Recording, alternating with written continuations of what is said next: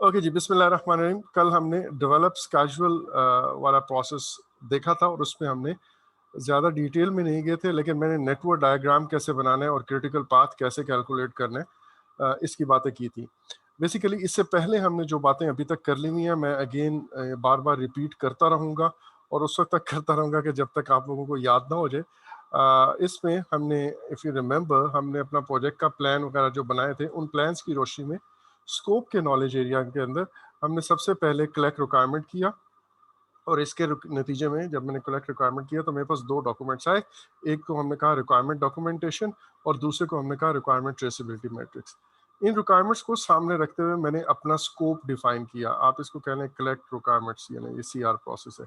अच्छा, फिर हमने डिफाइन स्कोप किया और डिफाइन स्कोप के नतीजे में इन रिक्वायरमेंट्स को सामने रखते हुए मैंने अपना स्कोप स्टेटमेंट बनाई। और इस स्कोप स्टेटमेंट के अंदर प्रोडक्ट का स्कोप भी शामिल है और दूसरा ओवरऑल प्रोजेक्ट मैनेजमेंट वाला स्कोप भी शामिल है। देन हमने क्रिएट WBS किया और क्रिएट WBS प्रोसेस के अंदर, इफ़ यू रिमेंबर, हमने एक WBS बनाया। इसी स्कोप स्टेटमेंट को हमने ब्रेक डाउन किया और WBS हमारे पास बना प्लस WBS डिक्शनरी बनी। और तीसरी चीज़ हमने कहा कि यार ये WBS एंड WBS डिक्शनरी के साथ अगर मैं यही स्कोप स्टेटमेंट मिला दूं तो ये मेरे पास बेसिकली स्कोप बेसलाइन बन जाती है। And this would act as a reference for our scope management. ठीक है जी। फिर हम अगले नॉलेज एरिया में हैं, जो कि स्केजुअलिंग का हमारा करंट नॉलेज एरिया।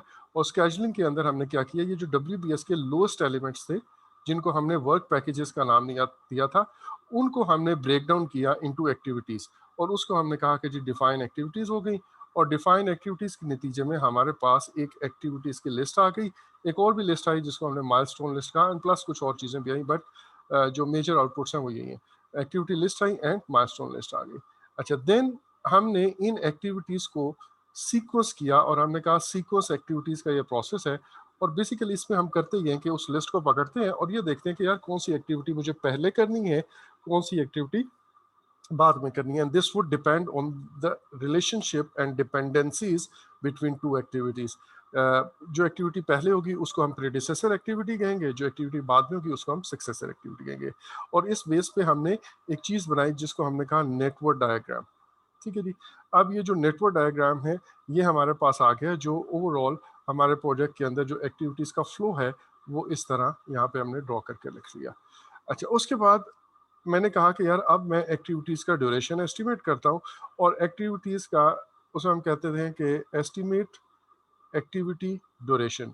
हर एक्टिविटी का मैं जो एक्सपेक्टेड ड्यूरेशन है मैं वो लिखूंगा। लेकिन मैंने आपको बताया था ये estimate activity duration, estimate activity cost and estimate activity resources, ये तीनों प्रोसेस ऐसे हैं कि जो आपस में इंटरलिंक्ड है। रिसोर्सेज ज़्यादा होंगी, ड्यूरेशन कम हो जाएगा, कॉस्ट ऊपर चली जाएगी। रिसोर्सेज एक्सपीरियंस्ड होंगी, ये ह्यूमन रिसोर्स की बात हो रही है, कॉस्ट ऊपर चली जाएगी, ड्यूरेशन कम हो जाएगा। Machinery versus equipment, sorry, machinery versus manual, equipment versus manual, software versus manual. Obviously जो जो मैं रिसोर्सेज यूज़ करूंगा, अच्छी रिसोर्स होगी, महंगी होगी, कॉस्ट कम हो जाएगी। ठीक है। सो ये हमने देखा कि यार इन बेसिस पे हमने अपने एक्टिविटीज़ का ड्यूरेशन एस्टिमेट कर लिया। अब अगला काम है वो है डेवलप स्केड्यूल का। स्केड्यूल मैं जब डेवलप करता हूँ तो उसके लिए मेरे पास यही नेटवर्क डायग्राम मैं यूज़ करता हूँ। और इस नेटवर्क डायग्राम के अंदर मैंने ये जो ड्यूरेशन, लाइक पहले यहाँ पे जो मेरी नेटवर्क डायग्राम बनी थी वो प्लेन नेटवर्क डायग्राम बनी थी, उसमें मैंने ड्यूरेशन ऐड नहीं किए थे। अब जब मैं इसके ऊपर ड्यूरेशन लगा देता हूँ तो इसकी बदौलत मैं एक्चुअल में कुछ पाथ्स कैलकुलेट करता हूँ। ये जो पाथ वाली बात है ये इसके लिए आपको कल का लेक्चर लास्ट हाफ लाजमी सुनिएगा। उमर, स्पेशली यू, आप एंड उमर आप भी, क्योंकि आपका शायद आपने ये चीज़ें पहले ना देखी हो। ठीक है। तो उसकी बेस पे हमारे प्रोजेक्ट के ऊपर ये जो एक्टिविटीज़ को हम सीक्वेंस करते हैं ना और उनके ड्यूरेशन वगैरह अप्लाई करते हैं तो हमारे प्रोजेक्ट के ऊपर कुछ पाथ बनते हैं। अब वो पाथ क्या है, वो इस तरह का एक राउट है कि जी ये है और लेट्स से ये। अब एक पाथ मेरे पास बनता है ये वाली एक्टिविटी, देन ये वाली activity, followed by this activity and then this activity. ये एक पाथ बन गया। दूसरा पाथ बनता है एक ये वाली एक्टिविटी, देन दिस वन, और ये हो गया। तीसरा पाथ मेरे पास बनता है इन दोनों के दरमियान में है। अगर आप देखें, ये वाली एक्टिविटी, देन दिस वन, और उसके बाद ये वाली एक्टिविटी। अब ये तीन पाथ्स हैं। हर पाथ पे मैं उनको लिख लूंगा। और उनका मैं फिर ड्यूरेशन लगा के हर पाथ का ओवरऑल मैं ड्यूरेशन निकालता हूँ कि सबसे लंबा पाथ मेरा, ये चेक करने के लिए कि सबसे लंबा पाथ कौन है। मैंने बड़ी डिटेल में बताया नाउ, मेरे लिए मुश्किल हो रहा है कि मैं इसको समराइज करूँ, बट जो सबसे लंबा पाथ होता है उसको हम कहते हैं क्रिटिकल पाथ, और ये वो मिनिमम टाइम है जिसके अंदर प्रोजेक्ट कंप्लीट हो सकता है, इससे कम में नहीं हो सकता। दैट मीन्स मेरे प्रोजेक्ट का ड्यूरेशन भी यही होता है। अच्छा, ये जितनी बातें हैं ये हमने कल कर ली थी। अब हम जरा इसको फॉर्मली इस डेवलप स्केड्यूल प्रोसेस को पढ़ते हैं और देखते हैं कि इसके अंदर से स्केड्यूल बेसलाइन कैसे निकलती है। कुछ छोटे छोटे कॉन्सेप्ट्स हैं, आपने नाम जरूर सुने होंगे इवन जिन लोगों ने एमएस प्रोजेक्ट किया हुआ है, बट कुछ क्लैरिटी उन पर दरकार होगी लास्ट में। अच्छा, पहली बात तो ये कि मेरे पास एक नेटवर्क बनता है, और ये जो नेटवर्क है, फॉर एग्जांपल आप सोचें कि 100 के करीब, कल हमने एक एक्सरसाइज की थी जिसमें 6-7 एक्टिविटीज थी, बट यहाँ पे लेट्स से ये 3 एक्टिविटीज हैं, पहले दिन स्टार्ट हो रही हैं। ठीक है जी, यहाँ पे अगर मेरा प्रोजेक्ट स्टार्ट हो रहा है तो मैं इमीडिएटली 3 एक्टिविटीज जो है ना वो स्टार्ट कर सकता हूँ, ये वाली, ये वाली और ये वाली। अब मैं कहता हूँ कि यार मेरी जो नेक्स्ट एक्टिविटी है वो एक्टिविटी है जी ये वाली, और ये तब स्टार्ट होगी जब this activity and this activity दोनों कंप्लीट हो जाए। फिर मैंने कहा कि यार एक और एक्टिविटी है, लेट्स से वो है ये वाली, और ये तब स्टार्ट होगी जब मेरे पास ये एक्टिविटी एंड ये तीनों कंप्लीट हो जाएंगी, तब स्टार्ट होगी। अब एक और एक्टिविटी है लेट्स से, और वो है ये वाली, एंड ये मैं कहता हूँ तब स्टार्ट होगी जब सिर्फ ये एक्टिविटी कंप्लीट होगी। और इस तरह की बहुत सारी कंडीशंस हो सकती हैं, बट मैं अब कहता हूँ कि ये एक्टिविटी तब स्टार्ट होती है जब ये दोनों कंप्लीट होती हैं, एंड ये वाली एक्टिविटी लेट्स से तब स्टार्ट होती है जब ये एक्टिविटी कंप्लीट होती है, एंड लेट्स से ये एक्टिविटी कंप्लीट होती है। तो इस तरह हम, और यहाँ पे मैं कहता हूँ कि मेरे पास ये आखिरी एक्टिविटी है, ये तब होगी जब ये वाली एक्टिविटी खत्म होगी, और यहाँ पे मैं एंड कर देता हूँ अपने प्रोजेक्ट को। अब ये हमारे पास बहुत छोटी सी एक नेटवर्क डायग्राम है जिसमें कितनी एक्टिविटीज हैं। अगर मैं इसको ए बी सी करूँ, 3 ये हो गई, 3 ये हो गई, 6 7 8 और 9 एक्टिविटीज इन टोटल है। लेकिन इस पे भी देखें कितनी कॉम्प्लिकेशंस आहिस्ता आहिस्ता आपको नजर आ रही होंगी। अगर ये और भी मैं यहाँ पे एक्टिविटीज ऐड कर दूं और उसकी डिपेंडेंसी इस पे लगा दूं, लाइक अगर मैं कहता हूँ एक एक्टिविटी ये है, ये और ये इस तरह होगी लेट्स से, और अगर ये फिर लॉजिकल नहीं बनता कि ये वाला ये मैं लिंक वैसे लगा रहा हूँ, but this is not logical. तो इस तरह की मैं डिपेंडेंसीज अगर ऐड कर देता हूँ तो मेरा एक बड़ी कॉम्प्लेक्स डायग्राम बनती है। अब दूसरी बात, अगर आपको कल वाले लेक्चर्स अगर आप पढ़ेंगे जाके या सुनेंगे तो आपको अंदाजा होगा कि यार मैं कुछ एनालिसिस करता हूँ कि मेरे प्रोजेक्ट का ड्यूरेशन कितना आएगा। व्हाट इफ अगर ये एक्टिविटी मैं इस पे रिसोर्सेज बढ़ा के इसका ड्यूरेशन कम कर देता हूँ। व्हाट इफ इस एक्टिविटी को मैं थोड़ा सा लेट शुरू करता हूँ। व्हाट इफ इस एक्टिविटी को मैं थोड़ा पहले कर देता हूँ, एंड सो ऑन। इस तरह की डिफरेंट पॉसिबिलिटीज हो सकती हैं। लेकिन अगर मेरे पास एक सॉफ्टवेयर है, एक कंप्यूटर है, एक सॉफ्टवेयर है जिसके अंदर मैं सिर्फ ये लॉजिक्स डाल दूं कि भाई ये एक्टिविटी इतने दिन की है, ये एक्टिविटी इतने दिन की, और ये एक्टिविटी इतने दिन की है, एंड ये एक्टिविटी तब स्टार्ट हो सकती है जब ये चीजें खत्म हो, और ये एक्टिविटी तब स्टार्ट हो सकती है जब ये दोनों, एंड सो ऑन। ये जो कुछ मैंने बताया, ये सारी लॉजिक्स एंड डाटा, ये सारी डिपेंडेंसीज एंड डाटा उस सॉफ्टवेयर के अंदर मैं डाल दूं, तो मेरे पास ये जो चीज एक बनेगी, this would be called as a model. ये एक स्केजुअल मॉडल है। मॉडल क्या होता है? मॉडल जो एक्चुअल रियल लाइफ सिनेरियो या सिचुएशन होती है उसकी एक रिप्रेजेंटेशन का नाम मॉडल है। अगर मैं एक गाड़ी का मॉडल बनाऊं तो इसका मतलब है वो जो रियल टाइम सिचुएशन है या कार बनेगी उसका एक एक रिप्रेजेंटेशन है, या एक वर्जन, मैंने छोटा वर्जन यहाँ पे बना दिया। अच्छा सॉरी, ये कार है। अच्छा, उसके बाद मैंने अब ये जो स्केड्यूल का मॉडल बनाया ना, वो ये कहता है कि भाई ये लॉजिक्स है। अब आप इन लॉजिक्स के अंदर रहते हुए, इन डिपेंडेंसीज के अंदर रहते हुए आप खेलो और अपनी ऑप्टिमम सॉल्यूशन की तरफ जाओ। अब मैं वो कंडीशंस लगाऊंगा। अच्छा यार मुझे ये बताएं, अगर मैं इस एक्टिविटी को इतने दिन की बजाय इतने दिन में ख़त्म कर लेता हूँ, इस एक्टिविटी को मैं इतने दिन की बजाय इतने दिन में ख़त्म करूं, इस एक्टिविटी को मैं 4 दिन लेट शुरू करूं और इस एक्टिविटी को मैं 2 दिन पहले शुरू करूं, तो अब मेरा प्रोजेक्ट का ड्यूरेशन कितना आएगा? तो वो मुझे एक ड्यूरेशन मिल जाएगा, करेक्ट? फिर इसी तरह मैं कहता हूं कि यार मॉडल यही है, डिपेंडेंसीज मैंने चेंज नहीं की, डिपेंडेंसीज यही है, यही एक्टिविटीज है, यही इनका आपस में रिलेशनशिप है। अब अगर जरा ड्यूरेशन और कुछ चेंज हो तो फिर क्या होगा? फिर मैं डिफरेंट ड्यूरेशन चीज़ों को आगे पीछे करके दूंगा, तो वो फिर मुझे एक पूरे प्रोजेक्ट का ड्यूरेशन निकाल के देगी। अब ये इसका मतलब क्या है कि मॉडल के अंदर मैं डिफरेंट सिनेरियोस पुट करता जा रहा हूँ और वो मॉडल मुझे आउटपुट पे एक प्रोजेक्ट का ड्यूरेशन कैलकुलेट करके दे रहा है। तो ये तो है मेरे पास मॉडल। मॉडल बेसिकली वो फॉर्मूला कह लें, वो रिलेशनशिप कह लें, वो एक ब्लैक बॉक्स कह लें, जिस पे मैं अगर डिफरेंट इनपुट्स डालूं, डिफरेंट इनपुट से मुराद क्या है कि मैं एक्टिविटीज के ड्यूरेशन डिफरेंट डालूं, तो आउटपुट पे ये मुझे एक ड्यूरेशन, स्पेसिफिक ड्यूरेशन कैलकुलेट करके देगा पूरे प्रोजेक्ट का। सो इसको हम कहते हैं स्केजुअल मॉडल। अब स्केजुअल मॉडल का जो आउटपुट है वो है ड्यूरेशन, प्रोजेक्ट ड्यूरेशन। लेकिन इस तरह की बहुत सारी बातें या बहुत सारे possible relationship, sorry possible duration आ सकते हैं। मैंने कौन से वाला ड्यूरेशन अपने प्रोजेक्ट के लिए रखना है? मैं अपने प्रोजेक्ट के लिए वो ड्यूरेशन रखूंगा। इस तरह मल्टीपल सिनेरियोज लेके मैं मैनेजमेंट के पास जाऊंगा और मैनेजमेंट को कहूंगा कि सर आप इनमें से कौन से वाला अप्रूव करते हैं, और मैम आप इनमें से कौन से अप्रूव करते हैं। वो जो अप्रूव्ड वर्जन होगा वो मेरे प्रोजेक्ट की स्केजुअल बेसलाइन बनेगी। तो 3 टर्म्स यहाँ पे यूज हो रही हैं। एक हो रही है स्केजुअल मॉडल। मॉडल बेसिकली ये एक ब्लैंक सिनेरियो है जिसमें मैंने ये चीजें डाल दी हुई हैं, रिलेशनशिप एक्टिविटीज फीड कर दी हैं प्रोजेक्ट के अंदर, उसमें सॉफ्टवेयर के अंदर, और उसका जो आउटपुट निकल रहा है वो है project duration. But multiple project durations are possible. अब मैंने कौन सा स्केजुअल लेना है, मैंने कौन सा ड्यूरेशन लेना है, वो मैं वही लूंगा जो मैनेजमेंट अप्रूव करेगी, जिसको मैं अपनी स्केजुअल बेसलाइन कह रहा हूँ। तो schedule baseline, schedule model and project duration, ये 3 चीजें फिलहाल आप याद रखें। अच्छा, अब मैं मॉडल की एक और एग्जांपल आपको दे रहा हूँ। सॉरी, मुझे पहले बतानी चाहिए थी, लेकिन बहरहाल मैं अब आपको बता रहा हूँ।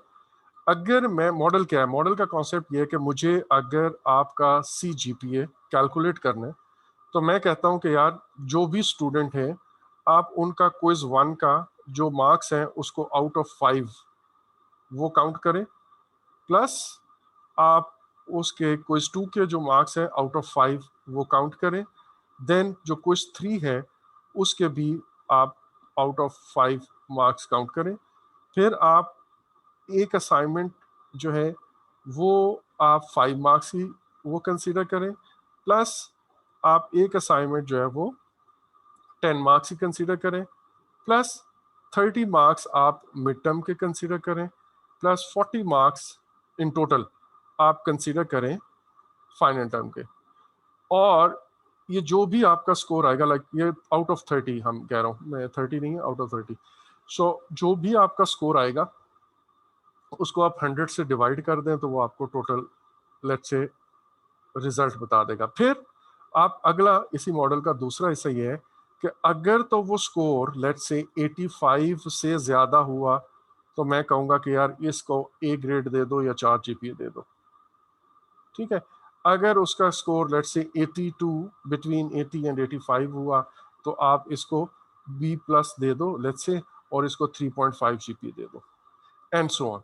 अब ये जो मैंने एक फॉर्मूला या वो चीज बना दी हुई है, सॉफ्टवेयर के अंदर फीड कर दी है, अब आपने इनपुट पे एक ही डालना है कि यार स्टूडेंट्स के इन चीजों के मार्क्स एंटर करना शुरू कर दो। जैसे ही मैं एंटर करोगे वो आउटपुट पे उसका CGPA कैलकुलेट करके देगा। सो ये जो चीज है ये मॉडल है, बिल्कुल उसी तरह जैसे मैंने अभी एक्टिविटीज के ऊपर आपको चीजें करके बताई। सो इस कैजुअल मॉडल का टर्म जनरली लोगों को नहीं आइडिया होता सामहाउ, तो ये आपके सामने होना, स्केजुअल मॉडल से आपने परेशान नहीं होना। ये जो स्केजुअल मॉडल है ये बेसिकली स्केजुअलिंग सॉफ्टवेयर में डालने के बाद एक वो बेसिक फॉर्मूला है जिसकी बेस पे हम जब मल्टीपल ड्यूरेशंस ऐड करेंगे तो वो मेरे पास एक स्केजुअल प्रोजेक्ट का ड्यूरेशन आ जाएगा। तो अब स्केजुअल मॉडल के अंदर एक्टिविटीज़ हैं, उनके ड्यूरेशन के एस्टिमेट्स हैं, डिपेंडेंसीज हैं, लीड लैग, जब मैं ये अप्लाई करता हूँ तो मेरे पास एक प्रोजेक्ट का स्केजुअल आता है। लेकिन ये जो प्रोजेक्ट स्केजुअल है ये सारे का सारा सारे प्रोजेक्ट स्केड्यूल मल्टीपल पॉसिबिलिटीज है, वो मेरे प्रोजेक्ट स्केड्यूल नहीं कहलाएंगे। मेरा प्रोजेक्ट स्केड्यूल वो होगा या स्केड्यूल बेसलाइन वो होगी जो अप्रूव हो जाएगी। अब ये जो स्केड्यूल है, जाहिर है मैं मल्टीपल स्केड्यूल अपने पास रख सकता हूँ। There is a possibility just for my comparison purposes. मैं कहता हूँ कि यार अगर एक एक्टिविटी 5 दिन लेती है तो जरा चेक करो, एक स्केड्यूल मॉडल मैंने वो रख लिया हुआ है, और सॉरी एक प्रोजेक्ट स्केड्यूल वो सामने है, फिर मैं दूसरा कहता हूँ वो रख लिया एंड सो ऑन।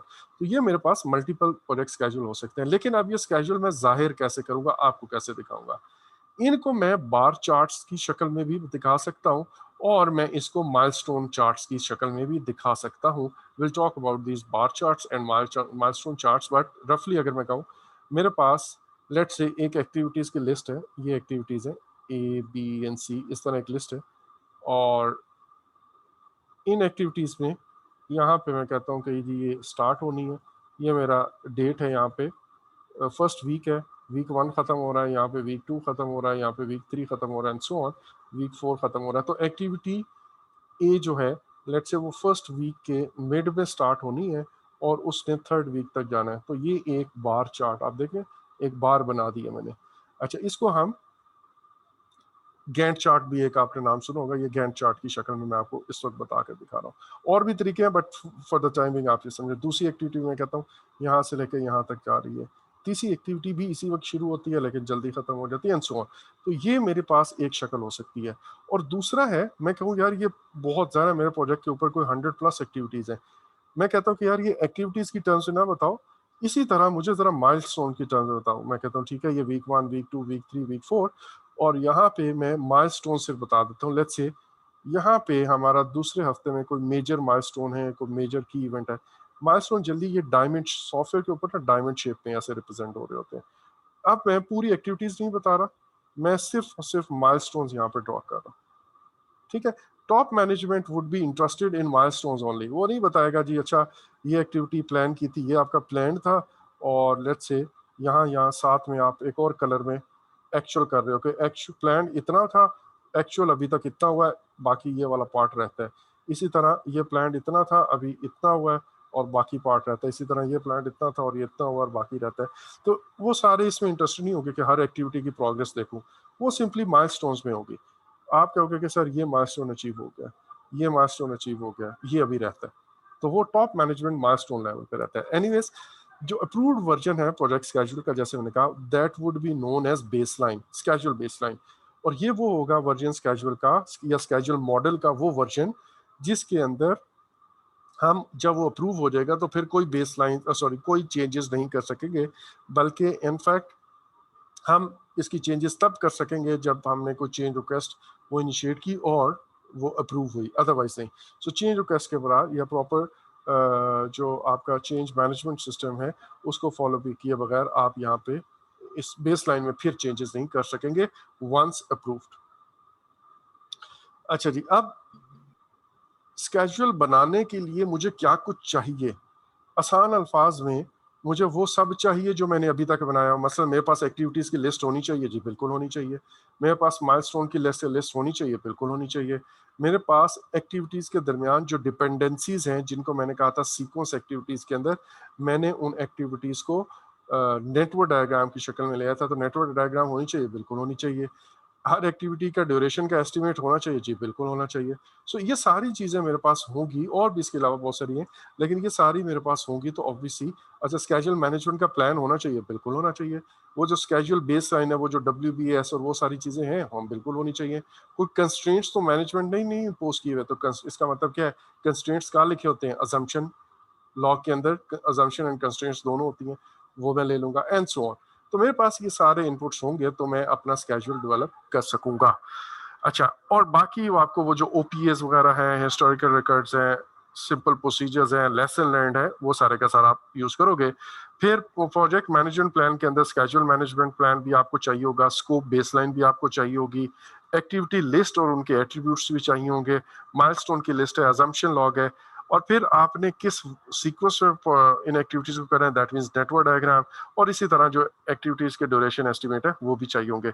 इसके बगैर आप नहीं बना सकोगे। अगेन, ये जो मैं इतनी तेजी से मैंने सारे इनपुट बोल दिए हैं और मैं आगे चल रहा हूँ, ये तब आपको समझ आएंगे इतनी तेजी से ही, लॉजिकली आप खुद सोच सकोगे जब आपको पिछले चीजें सारी पता हो। ठीक है, अब इसलिए मैं बार बार रिपीट करता रहता हूँ कि आप काइंडली साथ के साथ लेक्चर सुनिएगा। अच्छा जी, और इसके बाद बेसिस ऑफ एस्टिमेट, अगर आपको कोई कंफ्यूजन होती है कि इतने दिन क्यों रखे हुए हैं, तो उसके पीछे कोई अजम्पशन होती है, कोई बेसिस, ऑन सर्टेन बेसिस आप डिक्लेयर करते हो कि भाई ये इतना ड्यूरेशन है। We discussed about basis of estimate in the last class yesterday. अच्छा, अब रिसोर्सेज कितनी चाहिए होंगी, जिसको हम कहते हैं रिसोर्स रिक्वायरमेंट्स, इसकी भी हमने बात की होगी। रिसोर्सेज की अवेलेबिलिटी कब कब होगी, उसको हम कहते हैं रिसोर्स कैलेंडर्स। उसके बाद है required resource by category. Category वाली बात भी मैंने कल आपको बड़ी डिटेल में बताई थी कि उसको हम, या परसों शायद बताई थी, रिसोर्स ब्रेकडाउन स्ट्रक्चर कहते हैं। और फिर जो रिसोर्सेज ऑलरेडी असाइंड हो चुकी हैं उसको हम प्रोजेक्ट टीम असाइनमेंट कहते हैं, और वो हमें चाहिए होंगी, एंड सो ऑन। फिर कंपनी का calendar, work hours, working days कितने हैं, नॉन वर्किंग डेज कितने हैं, ये हमें पता होना चाहिए। मैं भी इसकी एक आपको एग्जांपल दिखाता हूँ। रिस्क जितने भी एसोसिएटेड है, और ये आपको बड़ी अच्छी से मैंने बताया होगा, risk register, lesson learn register, assumption log, तो ऑलमोस्ट हर जगह होती है। और रिस्क के बारे में कल हमने बड़ी डिटेल में, almost we spend about 40 minutes on risk management process, के वो किस तरह डेवलप स्केड्यूल के अंदर एंड एस्टिमेट सॉरी ड्यूरेशन के अंदर होता है। इन सारे कामों को हम कैसे यूज करते हैं टू डेवलप अ स्केड्यूल, ये मैंने आपको कल डिटेल में ये सारे काम बता दिए, जो आपके सामने यहाँ पे लीड, लैग, कंप्रेस वाली ये सारी बातें बड़ी डिटेल में बताई हुई हैं। अच्छा, अब बिल्कुल ठीक है, ये भी हो गया। अच्छा, अब आते हैं टूल्स एंड टेक्निक्स से, but before I move on to tools and techniques, यहाँ पे एक पॉइंट मेरे माइंड में आया था जो मैंने सोचा था। हाँ, मैंने आपको कहा कि यार मैं आपको एक चीज करके दिखाता हूँ, and I would request all of you, एक दफा ना जरूर कोई एक प्रोजेक्ट की 10-15 एक्टिविटीज बना के, लंबा चौड़ा ना चलाएं, लेकिन 5-10 एक्टिविटीज पे ना ये सारी बातें आप करें जरूर, जो आपने काम कर रहे हैं। सॉरी, ओला,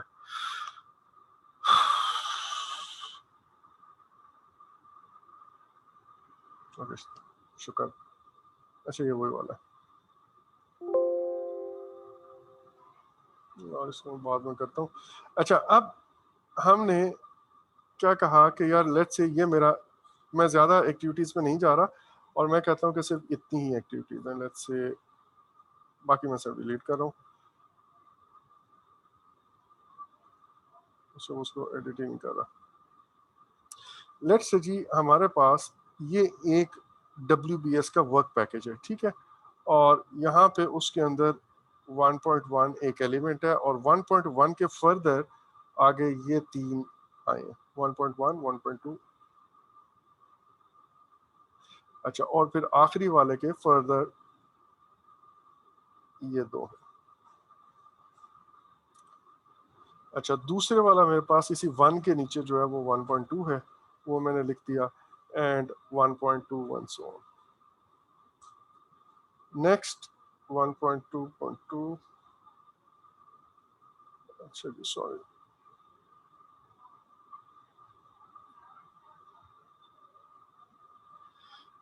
अब यहाँ पे अगर मैं कहूँ कि जो मैंने इसका एस्टिमेट लगाता हूँ, यहाँ पे मैंने ड्यूरेशन एस्टिमेट लगाता हूँ, ठीक है, और ड्यूरेशन मेरे पास आया है इसका 4 डेज या वीक्स है या डेज है, जो भी है, मैं इसको बढ़ा के 10 डेज कर रहा हूँ, और दूसरे वाला जो ड्यूरेशन है वो ड्यूरेशन आया लेट्स से 7 डेज का, ठीक है जी।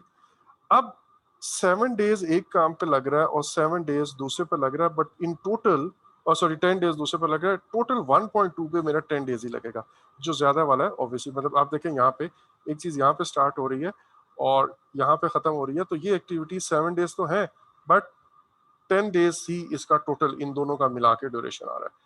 अच्छा, अब अगर मैं अपने वर्क आवर्स चेंज कर दूं या मैं अपने वर्क डेज चेंज कर दूं, तो जाहिर है चीजें यहाँ पे बदल जाएंगी। लाइक इधर आप देखें, ये स्टार्ट हो रहा है मंडे को, सॉरी ये वाला, ये स्टार्ट हो रहा है मंडे को, मैं अगर इसको चेंज करके लेट्स से मैं फ्राइडे को इसको स्टार्ट कर देता हूँ, तो वो 10 डेज थर्सडे को जाके पूरा करता है, बिकॉज ये एस्यूम ये कर रहा है कि मैंने सैटरडे संडे छुट्टी की हुई। इसको मैं शुरू करता हूँ लेट्स से 22 को, तो अब ये एक्टिविटी आगे चली गई। अच्छा, अब हमारे जो प्रोजेक्ट कैलेंडर्स हैं और हमारे जो वर्क आवर्स हैं, ये मैटर करते हैं, ठीक है। अगर मैं इसका पीछे प्रोजेक्ट कैलेंडर चेंज कर दूं, इस प्रोजेक्ट का, अगर मैं उसका कैलेंडर चेंज कर दूं, वर्किंग आवर्स चेंज कर दूं, तो वो सारी की सारी चीजें यहाँ पे आगे चेंज। यहाँ पे आप देख रहे हैं ये वाला चेंज वर्किंग टाइम, मैं वर्किंग टाइम चेंज करूंगा, उसका इफेक्ट वो खुद ही उसको एडजस्ट कर देगा। इसी तरह अगर मैं हफ्ते में 2 दिन छुट्टी के बजाय 1 दिन छुट्टी कर देता हूं, तो ये देखिएगा कि ये 1 दिन पीछे ले आएगा। सो ये इनपुट मुझे चाहिए होता है स्केड्यूल बनाने के लिए, ठीक है। ये मैंने I just wanted specially for दोस्त जिन्होंने ये टूल्स यूज नहीं किए हुए, उनको एक आइडिया हो जाएगा कि इस तरह का एक बार चार्ट, वो जो मैं अभी थोड़ी देर पहले कह रहा था, वो बनेगा, और अब जितनी भी एक्टिविटीज हैं वो इस तरह आगे चलता जाएगा। आगे हम इसको आगे चलाते जाएंगे टाइम पीरियड वाइज। ये आप देखें यहाँ पे डेट्स आ रही हैं, I can change this thing into months. यहाँ पे ये देख रहे हैं, इसको मंथ्स में चेंज कर सकते हैं, मैं इसको वीक्स में चेंज कर सकता हूँ, मैं डॉलर्स में चेंज कर सकता हूँ, मैं घंटों में चेंज कर सकता हूँ, एवरीथिंग। अच्छा, सो ये एक जनरल आइडिया देने के लिए है कि ये स्केजुअल मॉडल कैसे बनेगा, और फिर उसके बदले में मेरे पास मल्टीपल ड्यूरेशंस कैसे आएंगे। एनीवेज, अब हम आगे चलते हैं, और सॉरी साफ हो जाओ भाई।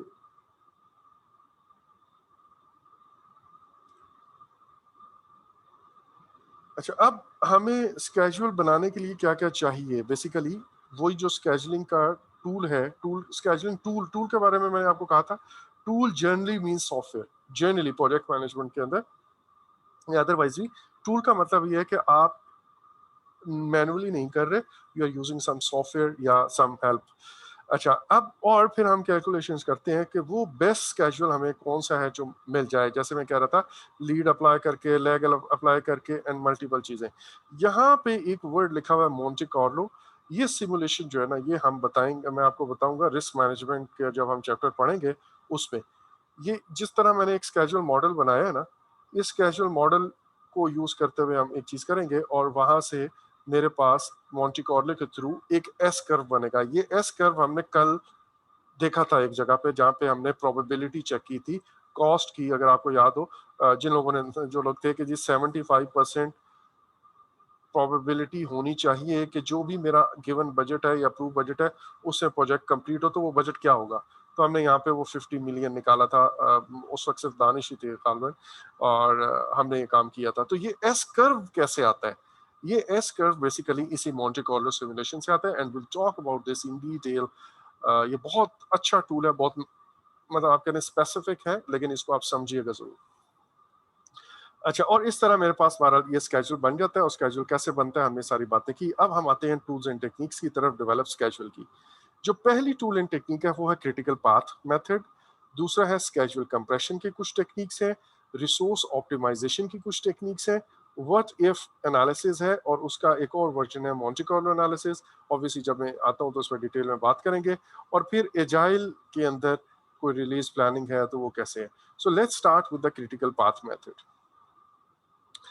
अब हमारे पास जो क्रिटिकल पाथ मेथड है, उसके अंदर हमें जो क्रिटिकल पाथ हम कैलकुलेट करते हैं, वो पाथ क्या है, हमने कल ये कैलकुलेट किया था। It is the longest duration path on the network diagram. जो नेटवर्क डायग्राम है उस पर जो सबसे लंबा पाथ है वो मेरे पास क्रिटिकल पाथ कहलाता है। लेकिन हमारा प्रोजेक्ट जो है, इसका मतलब ये, लाइक अगर मैं यूं कहूँ, मैं बिल्कुल प्लेन टर्म्स में बात करता हूँ। लेट्स से ये हर एक्टिविटी 5 दिन ले रही है, हर एक्टिविटी 5 दिन ले रही है, ठीक है। और ये यहाँ पे एक और पाथ पैरेलल में चल रहा है, ये भी 5 दिन ले रहे हैं। यहाँ पे एक एक्टिविटी है, और इस जगह पे लेट्स से एक एक्टिविटी है। तो अब मैं इस तरह की कोई डिपेंडेंसी बना रहा हूँ चीजों को आसान रखने के लिए। अब आप देखें कि भाई मैंने ये एक्टिविटी कंप्लीट होगी ना ए, तो मैं ये एक्टिविटी भी स्टार्ट कर सकता हूँ, ये भी स्टार्ट कर सकता हूँ, ये भी स्टार्ट कर सकता हूँ, तीनों।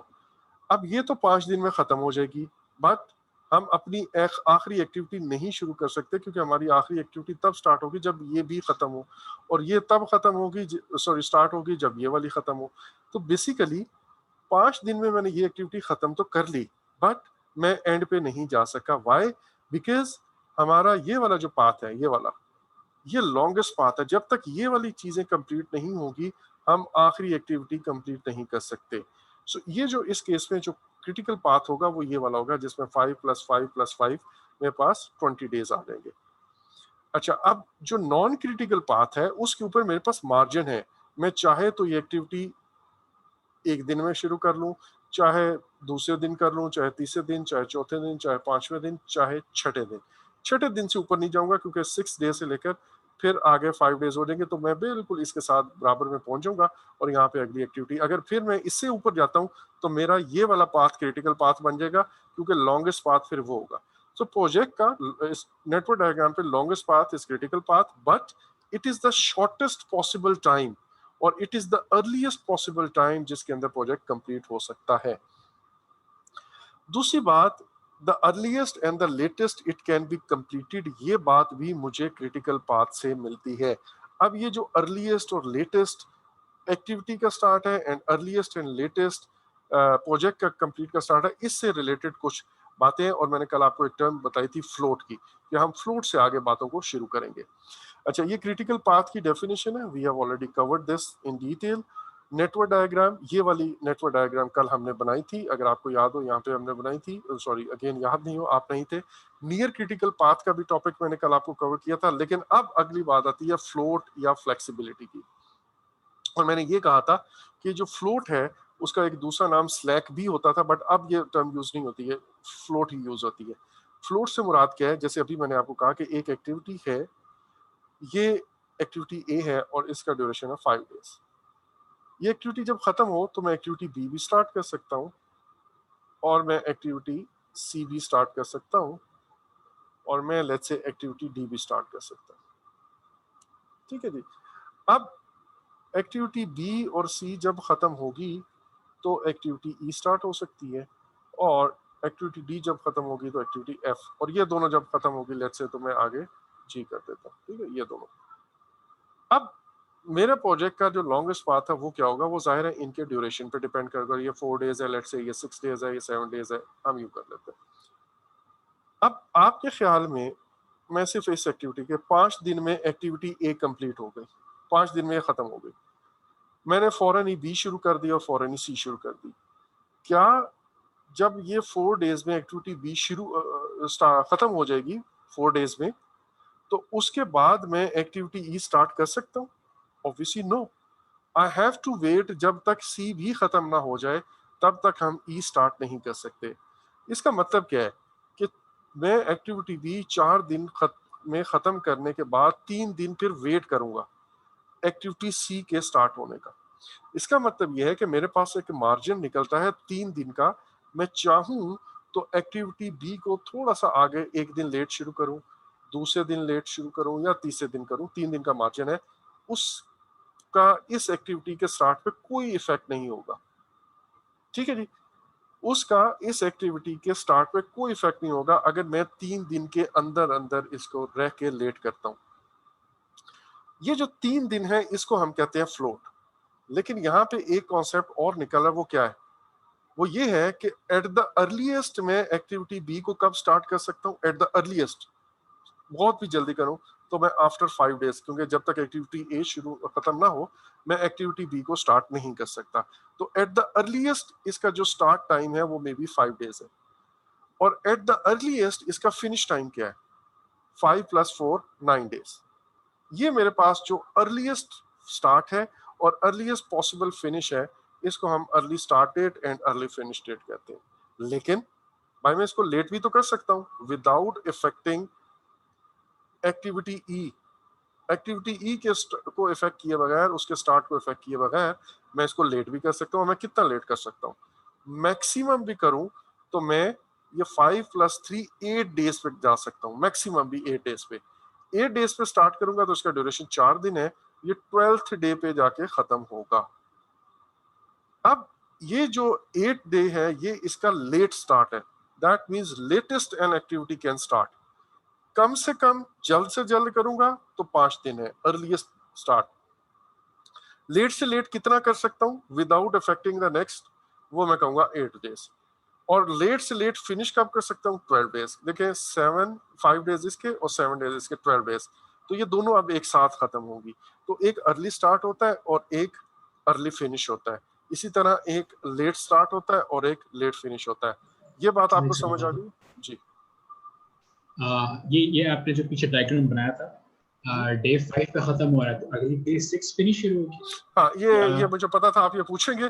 ठीक है, ये मैं एक कन्वेंशन है, विल टॉक अबाउट दिस, अभी थोड़ी देर में मैं आपको ये बताता हूँ, बल्कि चलें अभी बता देता हूँ। देखें, दो कन्वेंशंस हैं। एक कन्वेंशन ये है कि जब मैं डे 1 को स्टार्ट करता हूँ ना, तो बेसिकली वो 0 आवर्स पे स्टार्ट होता है, जब मेरा सुबह 8 बजे काम स्टार्ट हुआ और वो शाम को 5 बजे या 4 बजे खत्म हुआ। ऐसा ही है ना? तो मैं जनरली डे 0 से शुरू करता हूँ और डे 0 जो है ना, वो बेसिकली मेरा पहला दिन होता है। जब वो खत्म होता है तो फिर मैं कहता हूँ अब मेरा एक दिन खत्म हुआ है, और अगली मॉर्निंग को मैं कहता हूँ मेरा पहला दिन है। मतलब एक दिन खत्म हो गया, दूसरा दिन शुरू हो गया। ठीक है, ये वाली जो कंफ्यूजन है ना, इसके लिए मैं आपको आसान फॉर्मूला भी बता दूंगा। तो